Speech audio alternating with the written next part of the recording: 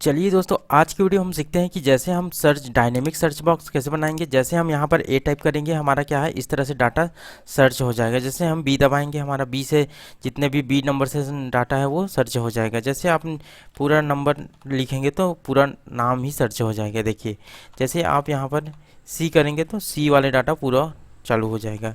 जैसे आप डी वाला किए तो डी वाला पूरा डाटा सर्च हो गया।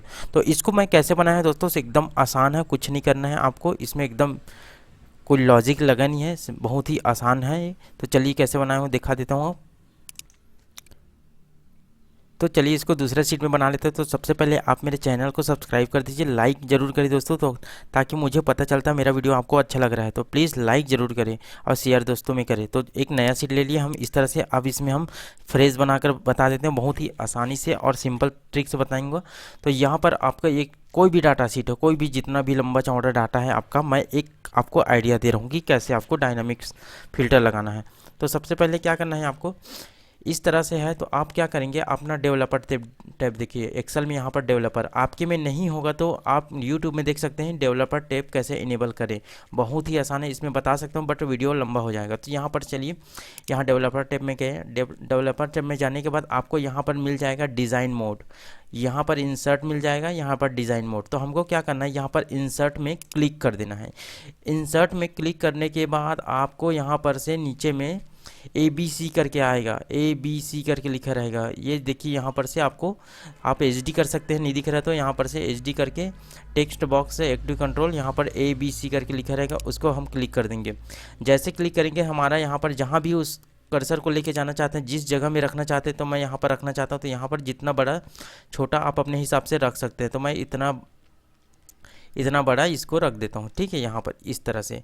अब यहाँ पर क्या रखने के बाद आप क्या करेंगे, यहाँ पर रखने के बाद अगर ये डिज़ाइन मोड ओपन हो गया, जैसे आप यहाँ पर डिज़ाइन मोड करेंगे तो यहाँ पर से ये डिज़ाइन मोड को क्लिक करेंगे तो ये हट जाएगा। अब यहाँ पर आप नंबर लिख सकते हैं, ये देखिए यहाँ पर इस तरह से, ठीक है। फिर से डिज़ाइन मोड को क्लिक कर देंगे तो फिर से ये ऐसे आ जाएगा। तो अब इस तरह से आने के बाद आप क्या करेंगे, इसमें राइट क्लिक करेंगे और प्रॉपर्टीज़ में जाएंगे। प्रॉपर्टीज़ में जाने के बाद आपको इस तरह से पॉपअप खुलेगा, ठीक है।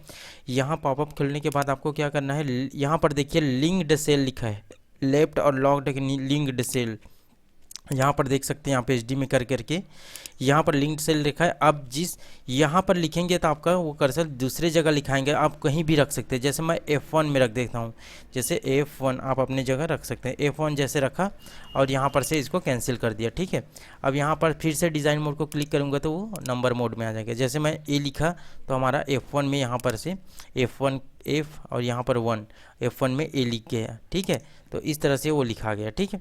अब क्या करना है आपको, आपका जो टेबल है उसको क्या करना है, टेबल में कन्वर्ट कर लीजिए। अपना जो जितना भी डाटा है उसको आप टेबल में कन्वर्ट कर लीजिए, जैसे यहाँ पर किए और कंट्रोल टी दबाएं। कंट्रोल टी दबाएं तो आपको इस तरह से पॉपअप खुल गया। देखिए, माय टेबल हैज़ हेडर को क्लिक कर देना है और यहाँ पर से ओके कर देना है, ठीक है। ओके करने के बाद आपको यहाँ पर एक टेबल ऑप्शन आ गया। ये देखिए यहाँ पर टेबल ऑप्शन, यहाँ पर देखिए टेबल ऑप्शन, यहाँ पर आप कुछ भी नाम अपने टेबल का कुछ भी नाम दीजिए। जैसे मैं यहाँ पर साहू लिख देता हूँ, ठीक है, साहू यहाँ पर लिख करके ओके कर दिया, ठीक है, हटा दिया, ठीक। अब ये तो हो गया। अब अपना टेबल का नाम लिखा गया। अब क्या करना है आपको, यहाँ पर से फिर से डेवलपर में जा कर के यहाँ डिज़ाइन मोड को ओके कर देना है और यहाँ पर आ कर के अब क्या होगा, ऐसे करेंगे तो ये पूरा कर्सर यहाँ पर लिखाएगा नहीं क्योंकि डिज़ाइन मोड ऑन है। अब यहाँ पर आने के बाद आपको 2 बार क्लिक करना है, कंटिन्यू 2 बार कीबोर्ड से, माउस से। अब इस तरह खुल गया। अब जो यहाँ लिखा है उसको हटा दीजिए, छोटा सा इस यहाँ एक VBA कोड है, छोटा सा VBA कोड है। इस VBA कोड को आप यहाँ पॉज करके स्क्रीनशॉट लेकर के आप लिख सकते हैं, या तो फिर मैं यहाँ आपको डिस्क्रिप्शन में इसको डाल दूँगा। तो इसको पूरा कंप्लीट सेलेक्ट करके कंट्रोल C से कॉपी करके आपको क्या करना है, 2 बार आप क्लिक किए तो यहाँ पर खुला, वहाँ पर आकर के आपको यहाँ पर कंट्रोल V से पेस्ट कर देना है। ये देखिए यहाँ पर पेस्ट हो गया। अब देखिए मैं टेबल का, अब यहाँ पर देखिए टेबल का, यहाँ पर देख लीजिए, यहाँ टेबल का नाम मैं क्या दिया हूँ, साहू दिया हूँ। तो आप जो नाम देंगे वहाँ पर आप एडिट कर सकते हैं। मैं यहाँ पर साहू लिख दिया, ठीक है। अब देखिए ऑटो फील्ड क्राइटेरिया, आपको कौन सा वाला रो को ऐसे फील्ड सर्च कराना है। मैं जैसे मैं यहाँ बी वाले को करवा रहा हूँ तो दूसरा नंबर है ए बी दूसरा। अगर सी वाले करवाना आप तीसरा नंबर डाल देंगे। तो ये देखिए यहाँ पर से यहाँ पर देखिए, यहाँ पर मैं 2 नंबर को करवाना चाहता हूँ तो 2 नंबर। अब क्राइटेरिया कौन सा क्राइटेरिया है, ठीक है। अब आप यहाँ पर जाएंगे, कौन सा क्राइटेरिया पर करवाना चाहते हैं तो आप यहाँ पर देखेंगे एफ, यहाँ पर है ये देखिए F1 में मैं करवाना चाह रहा हूँ, ठीक है। क्योंकि F1 में डाला हूँ तो आप कहीं भी लिख सकते हैं, तो वहाँ बस हर बार चेंज करना पड़ेगा आपको। तो यहाँ पर मैं क्या किया हूँ, F1 किया हूँ, तो यहाँ मैं F1 कर दूँगा, ठीक है। F1, ये देखिए F1। और बाकी एज इट इज़ रहेगा, ठीक है।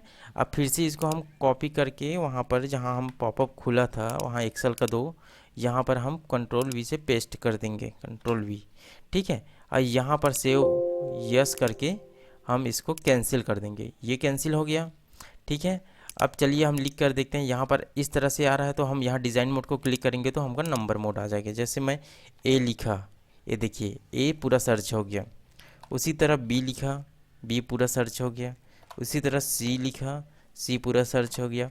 उसी तरह डी लिखा, डी पूरा सर्च हो गया। उसी तरह ई, अब ई वाला डाटा नहीं है तो नहीं लिया, ठीक है।